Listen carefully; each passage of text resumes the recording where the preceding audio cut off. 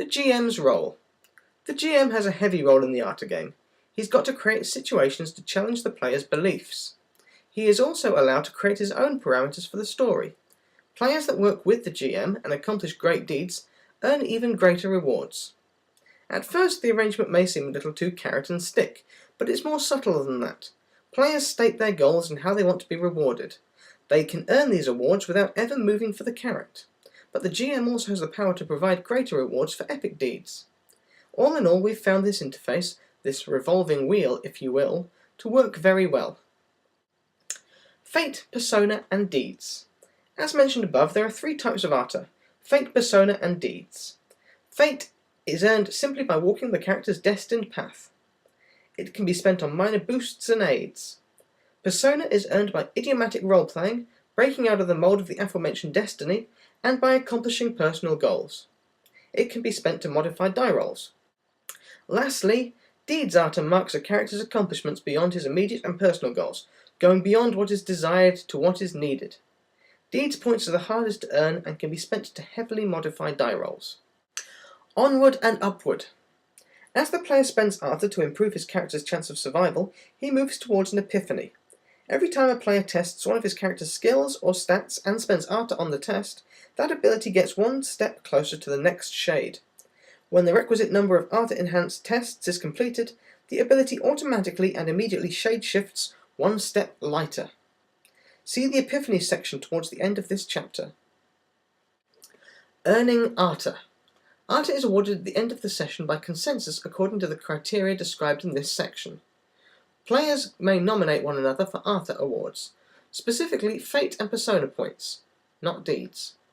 Also, players may nominate the GM's NPCs for Artha as they see fit. The GM is obligated to accept. Fate Artha is rather common. A few points are earned every session. Persona points are gained as personal goals are accomplished, so their frequency of award is entirely up to the gameplay, but usually one per session. Deeds are awarded at the end of a long series of personal goals that result in the character accomplishing the really big thing. Fate. Beliefs.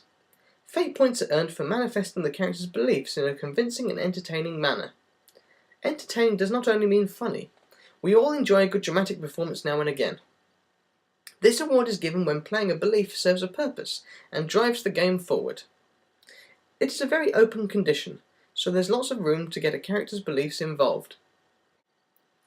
Andy's crime lord Omi Yori has the belief it's always better to smooth wrinkles than ruffle feathers. At the table, Pete and Ian are having a row between their characters. Andy interposes his character and, making conciliatory gestures to both parties, diffuses the situation. Andy will earn a fate point for that belief at the end of the session. Instincts.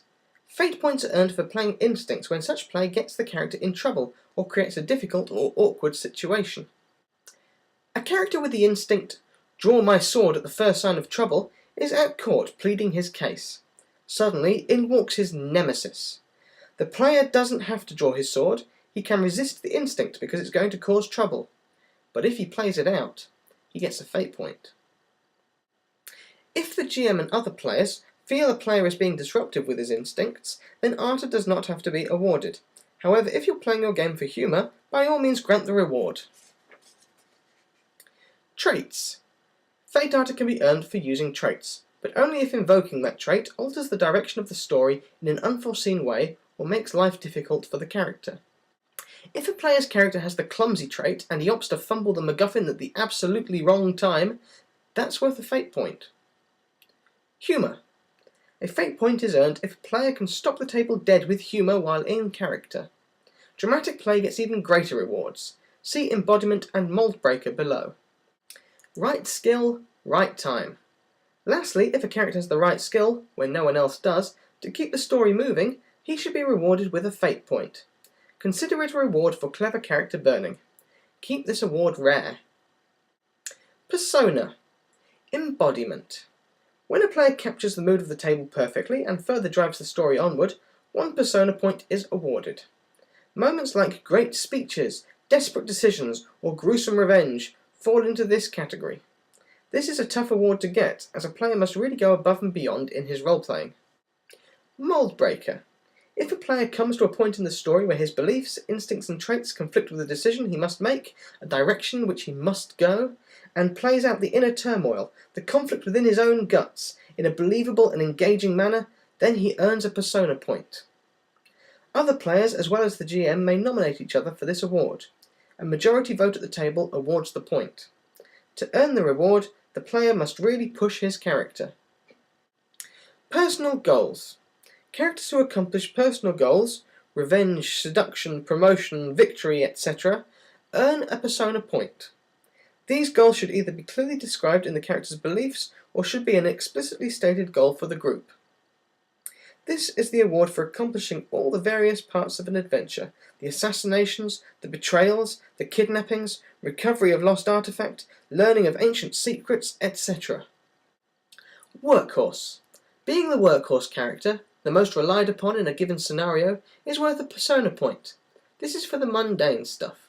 Having that piece of gear to make the scene go, having a skill to get the other characters safely through danger, and just generally slaving away behind the scenes to make it all work. MVP. Being voted the most valuable player for a scenario earns a persona point. MVP is for the character who drives the story to its conclusion, the character who shines in the last moments and about whom everyone agrees, damn, we couldn't have done it without him.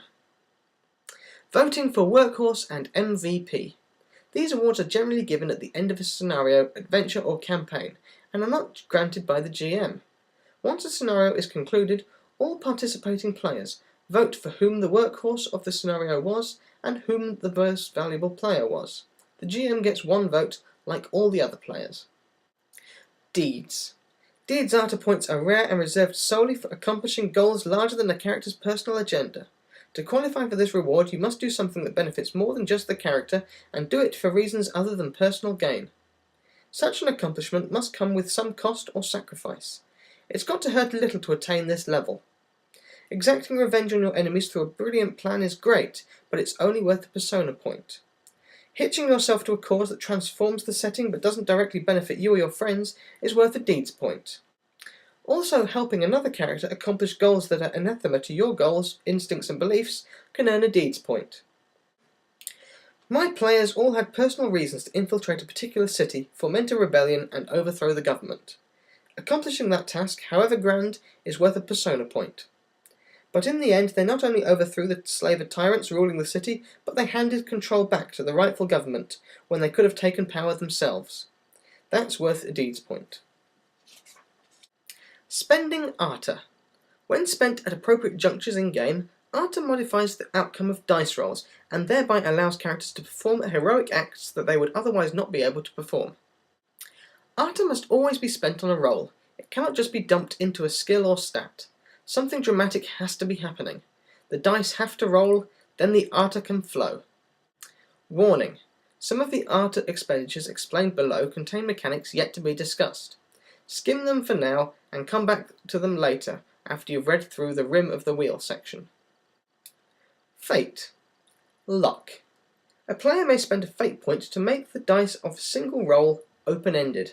6s re-rolled as new dice for additional successes. If the roll is already open-ended, steel, faith, sorcery, then the player may re-roll a single traitor, which is not open-ended.